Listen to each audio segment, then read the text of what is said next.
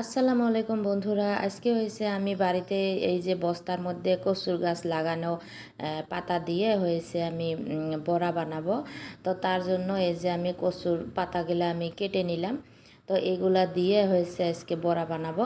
তারপরে এই কয়টা আমি পাতা কেটে নিয়ে আসলাম, নিয়ে তারপরে হয়েছে এই যে বুটাটা আছে যে এটা আমি কেটে নিলাম, নিয়ে এখন হয়েছে ভালো করে পরিষ্কার করে ধুয়ে নিব। তো ধুয়ে নিলাম, নিয়ে এখন হয়েছে আমি ব্যাটারটা বানাবো। তার জন্য এই যে বেসন নিয়েছি আর একটুখানি চাউলের গুঁড়া দিয়ে দিলাম, এতে করে বড়াটা মুসমুসা হবো। তো তারপরে হয়েছে মরিচের গুঁড়া দিয়ে দিলাম, হলুদের গুঁড়া আর হয়েছে নুন। তো এগুলা দিয়ে এখন হয়েছে আমি বেসনটা ভালো করে মেখে নিব।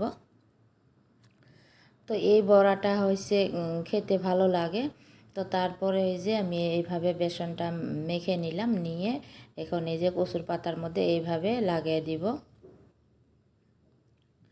তো এইভাবে একটা একটা করে আমি বেসনটা এইভাবে কচুর পাতাতে আমি লাগিয়ে দিব।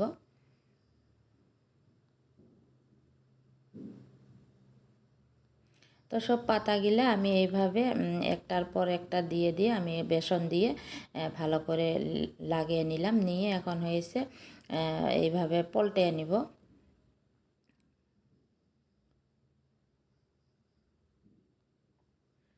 তো এইভাবে পল্টে নিলাম, নিয়ে হয়েছে একটা সুতা দিয়ে ভালো করে বাঁধে নিব, যাতে করে কিটা খুলে না যায়।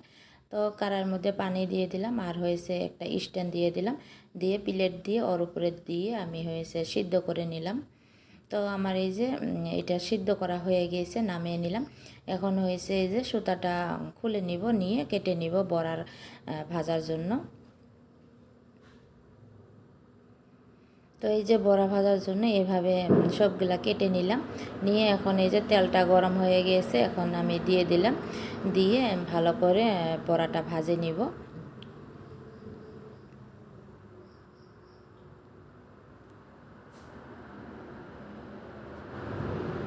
তো আমার এই যে কচু পাতার বড়া ভাজা হয়ে গেল, এখন নামিয়ে নিচ্ছি। আর এই যে দেখো কি সুন্দর মুসমুস